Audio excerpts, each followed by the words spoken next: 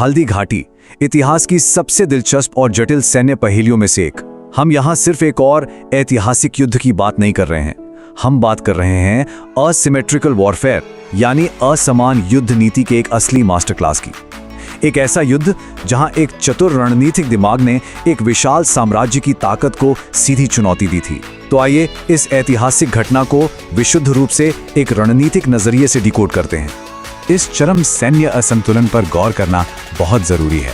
एक तरफ है मुगल साम्राज्य की अजेय मानी जाने वाली युद्ध मशीन, भारी तोपखाना, मैच लॉक्स और करीब 80,000 सैनिकों की विशाल फौज, और दूसरी तरफ मेवाड़ की सेना, घुड़सवारों की एक छोटी सी टुकड़ी जो शायद 3 से 20,000 के बीच रही होगी, और लगभग 400 भील तीरंदाज।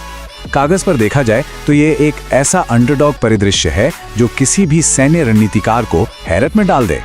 और यहीं से वो सबसे बड़ा सामरिक सवाल पैदा होता है, इतनी बड़ी और साधन संपन्न शाही युद्ध मशीन के सामने मुट्ठी भर सैनिकों वाली सेना आखिर कैसे टिक सकती है? स्पष्ट रूप से खुले मैदान में आमने सामने की टक्कर तो आत्महत्या के समान होती। चुनौती सिर्फ लड़ने की नहीं थी, चुनौती इस विशाल संख्या बल और भारी तोपखाने को पूरी तरह से बेअसर करने की थी। तो इस असंतुलन को बराबर कैसे किया गया? इसका जवाब है द इक्वलाइजर, हल्दी घाटी का भूगोल। महाराणा प्रताप ने जानबूझकर खमनोर के पास एक ऐसा संकरा दर्रा चुना जो एक स्ट्रैटेजिक बॉटलनेक की तरह काम करता था। ये इतना संकरा था कि एक बार में केवल कुछ सैनिक यो मुश्किल से एक हाथी ही गुजर सकता था। ऊपर से वहां की पीली, पथरीली और ऊबड़ खाबड़ मिट्टी, इसने मुगलों की भारी तोपों को बिल्कुल पंगु बना दिया। उन्हें आगे ले जाना नामुमकिन हो गया, और अरावल के उन ऊंची चोटियों ने भील तीरंदाजों को वो बेहतरीन हाई ग्राउंड दिया जिसकी उन्हें जरूरत थी।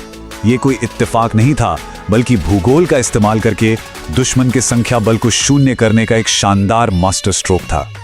चलिए अब युद्ध के उस दिन चलते हैं और देखते हैं कि ये रणनीति कैसे जमीन पर उतरी।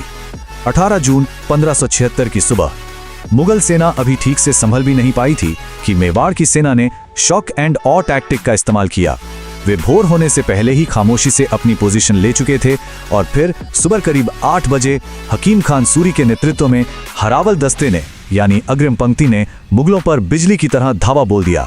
ये हमला इतना अचानक और घातक था कि मुगलों की अग्रिम पंक्ति बुरी तरह टूट गई और वे घबराहट में पीछे हटते हुए अपनी ही सेना के पिछले हिस्से से जा टकराए। उस शुरुआती झटके ने कैसी अफरा तफरी मचाई थी, इसे समझने के लिए हमें उस समय वहीं मौजूद मुगल इतिहासकार अल बदायूनी के शब्दों को देखना चाहिए। उन्होंने साफ लिखा है कि राजपूतों के हमले ने हमारे सैनिकों को भेड़ बकरियों की तरह खदेड़ दिया। सोचिए, ये एक प्रत्यक्षदर्शी का बयान है। यह प्राथमिक स्रोत इस बात की पुष्टि करता है कि मेवाड़ की उस अचूक और अचानक की गई स्ट्राइक ने शाही सेना में किस कदर खौफ और भ्रम पैदा कर दिया था। अब उस संकरे दर्रे के अंदर की स्थिति की कल्पना करते हैं। मुगलों की वो भारी और उन्नत तोपें जिन पर उन्हें इतना नाज था, उन संकरी और पथरीली गलियों में कबाड़ की तरह बेकार पड़ी थी। वो बिल्कुल काम नहीं आ रही थी।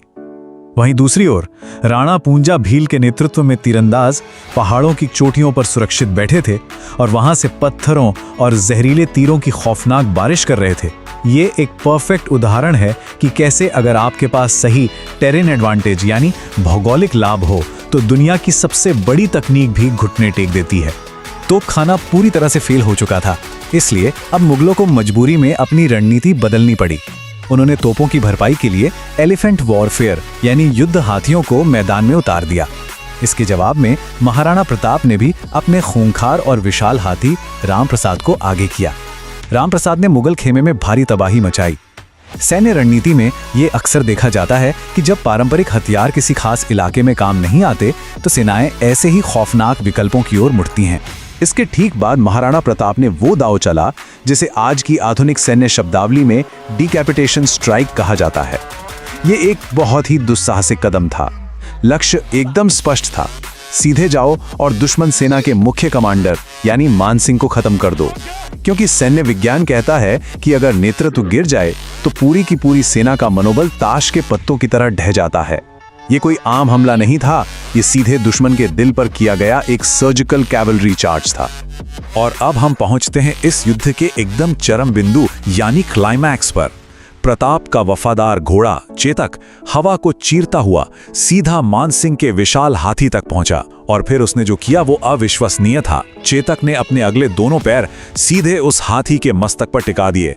उसी पल प्रताप ने अपनी पूरी ताकत से 80 किलो का भारी भरकम भाला फेंका। मानसिंह हौदे में नीचे छिप गया और बस बाल बाल बच गया। लेकिन इसी हाथापाई में हाथी की सूंड में बंधी तलवार से चेतक का एक पैर बुरी तरह कट गया। ये बिल्कुल वो क्षण था जहां युद्ध एक झटके में खत्म हो सकता था। लेकिन इस हमले के बाद प्रताप खुद मुगल सेना के बिल्कुल बीचों बीच बुरी तरह घिर चुके थे। प्रताप घिरे हुए थे, लेकिन युद्ध में अचानक एक बहुत बड़ा साइकोलॉजिकल पिवट यानी मनोवैज्ञानिक मोड़ आ गया। मुगल सेना उस समय लगभग हार मानकर भागने ही वाली थी। तभी मेहतर खान नाम के एक मुगल कमांडर ने एक बेहद चालाक चाल चली। उसने जोर जोर से नगाड़े बजवाए और ये झूठी अफवाह फैला दी कि स्वयं बादशाह अकबर एक विशाल सेना लेकर मदद के लिए पहुंच गए हैं। युद्ध में मनोविज्ञान कितना अहम होता है, ये उसका जीता जागता प्रमाण है। इस एक झूठी खबर ने भागती हुई और टूट चुकी मुगल सेना में अचानक एक नया जोश भर दिया और पूरा पासा ही पलट गया। स्थिति अब बेहद गंभीर थी। प्रताप मुगलों के एक जानलेवा घेरे में फंस चुके थे। ऐसे में मेवाड़ के सरदारों ने एक शानदार डिकॉय मनोवर यानी छद्म चाल को अंजाम दिया। ये पूरी तरह से एक कैलकुलेटेड मिलिट्री डिसीजन था। मेवाड़ के सरदार झाला मानसिंह ने तेजी से प्रताप के सिर से राजसी छत्र उतारा और उसे खुद पहन लिया। मुगल सेना ने उस छत्र को देखा और झाला मानसिंह को ही महाराणा समझकर उन पर टूट पड़ी। मुगलों का पूरा ध्यान उस डिकॉय पर चला गया और इस महान बलिदान के चलते प्रताप उस खतरनाक बॉटलनेक से सुरक्षित बाहर निकल सके। सर्वोच्च नेतृत्व को बचाने की ये एक अचूक और बेहद जरूरी रणनीति थी। इसी निकासी के दौरान एक ऐसा ऐतिहासिक पल आया जिसे कभी भुलाया नहीं जा सकता। 21 फीट 3 पैरों वाला वो घायल घोड़ा चेतक मुगल सैनिकों से अपने स्वामी को दूर ले जाते हुए एक 21 फीट चौड़े बरसाती नाले के सामने आ गया और उसने बिना हिचकिचाए उसे एक ही छलांग में पार कर लिया। महाराणा को पूरी तरह सुरक्षित स्थान पर पहुंचाने के बाद ही उस वफादार जानवर ने अपने प्राण त्यागे।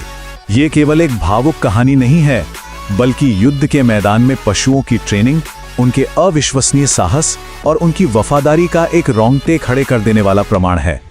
हल्दी घाटी के बाद जो हुआ वो रणनीतिक दृष्टि से और भी ज्यादा दिलचस्प है।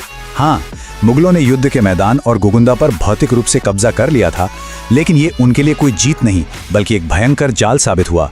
मुगलों की वो विशाल सेना अब एक ऐसे अपरिचित, उबड़-खाबड़ और शत्रुतापूर्ण इलाके में फंस चुकी थी जिसके चप्पे चप्पे से वे अनजान थे। तो यहाँ सबसे अहम बात समझने वाली ये है कि हल्दी घाटी का युद्ध तो केवल एक लंबी रणनीति का पहला चरण था। इसके तुरंत बाद युद्ध का तरीका पूरी तरह से बदल दिया गया। मेवाड़ की सेना अब गुरिल्ला वॉरफेयर यानी छापामार युद्ध पर उतर आई।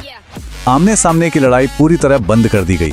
इसके बजाय रात के अंधेरे में मुगल चौकियों पर अचानक हमले शुरू हो गए। सबसे मारक कदम था रसद की लाइनों को काट देना। गोगुंदा में फंसी उस विशाल शाही सेना तक खाना पहुंचना बंद हो गया और वे सचमुच भूखों मरने पर मजबूर हो गए।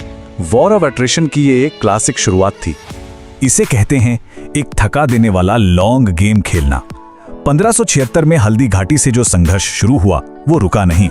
भामाशाह जैसे लोगों की वित्तीय सहायता से सेना को फिर से संगठित किया गया और फिर 1582 में दिवेर के युद्ध में मेवाड़ ने मुगलों पर एक बहुत ही निर्णायक जीत हासिल की।